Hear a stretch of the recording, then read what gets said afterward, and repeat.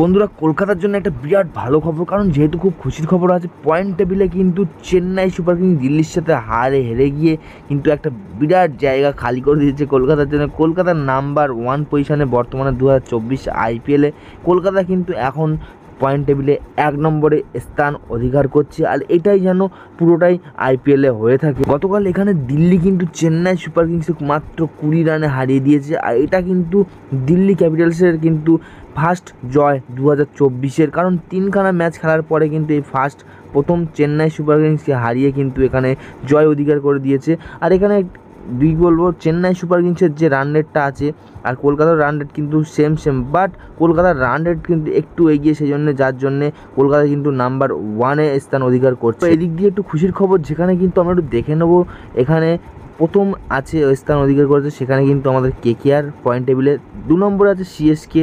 আর এখানে দেখতে পাচ্ছ রান রেট কিন্তু সেম ছিল, বাট এখানে একটা হেরে যাওয়ার কারণে কিন্তু এখানে কি বলবো, কেকেআর ফার্স্ট চলে গিয়েছে। আর এখানে চেন্নাই সুপার কিংস কিন্তু সেকেন্ডে আছে।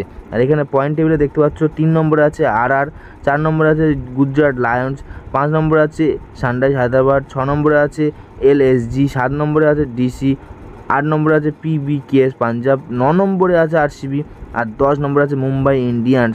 9 নম্বরে আরসিবি, ভাই সাহেব কত নিচে।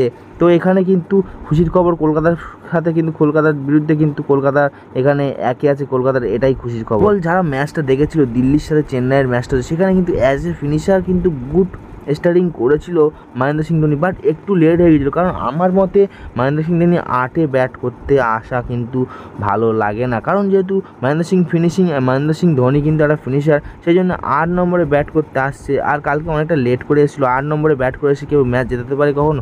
সম্ভব না। তো আমার মনে হচ্ছে ধোনি যদি একটু আগে নামতো তাহলে কিন্তু ম্যাচটা হয়তো জিতে যেতে পারতো চেন্নাই সুপার কিংস। তো যাই হোক, বুড়ো হারে জোর যাকে বলা হয়, 42 বছর বয়সে যা খেলছে, যা লম্বা 6 মেরেছে, লম্বা 4 মেরেছে কালকে, তো ইয়ংদের হার মানিয়ে দেওয়ার মতো। আর সে কিন্তু 16 বলে 37-এর একটা কিন্তু দারুণ একটা ইনিংস খেলেছে, চোখ ধাঁধানো করার ইনিংস। আর সে কিন্তু লাস্টের দিকে রান নিচ্ছিল না, কারণ কী হবে, হ্যাঁ ম্যাচটা তো হেরেই গিয়েছিলো, বাট ধোনি মাঠে, দর্শক সেটাই দেখার চেষ্টা করছিল।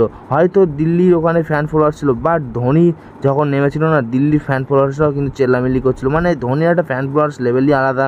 আর সে কিন্তু খুব ট্রাই করেছিল, বাট ম্যাচটা জেতাতে পারেনি। তবে ধোনির আগেও কিন্তু আর একটাও বয়স্ক প্লেয়ার যেও কিন্তু খুব ভালো খেলেছে, সে কিন্তু আজঙ্কে রাহানে, সেও কিন্তু খুব একটা ভালো স্কোর তৈরি করেছিল। সেই স্কোরটা কিন্তু একটা দেখার মতো স্কোর ছিল। সে যে স্কোরটা করেছিল সে কিন্তু ভালো স্কোর, 30 বলে 45 একটা রান করেছিল।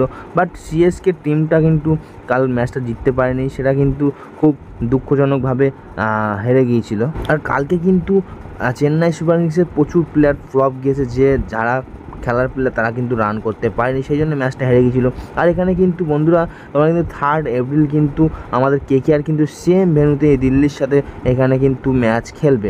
সেখানে কিন্তু কেকেআরের কী করা উচিত, তো বন্ধুরা তোমরা অবশ্যই কমেন্ট বক্সে জানাতে ভুলবে না। আর এখানে কেকেআরের কী পদক্ষেপ নেবে, কীভাবে কী করতে হবে, কীভাবে কী সাজাতে হবে।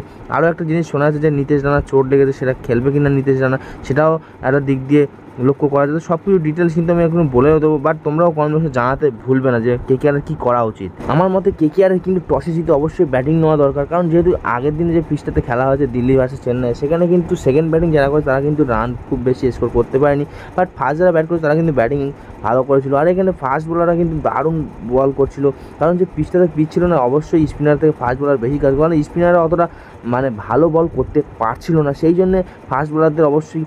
আর এখানে কিন্তু আমরা দেখবো ফাস্ট বোলার যে আমাদের কেকেআর আছে মিচেল লেস্টার, সে কিন্তু এই দিল্লির বিরুদ্ধে অবশ্যই জ্বলে উঠতে পারে, বিদেশি ফাস্ট বোলার যারা কিন্তু অবশ্যই জ্বলে উঠতে পারে আমার মতে মনে হচ্ছে। আর এখানে কিন্তু জিতে ফাস্ট ব্যাটিং নেবে কেকেআর, এটাও কিন্তু আমার মনে হচ্ছে, আর এটা নেওয়া উচিত, কারণ যেহেতু আমরা দেখতেই পাচ্ছি যে চেন্নাইয়ের সাথে দিল্লির খেলাটা কী হয়েছিল।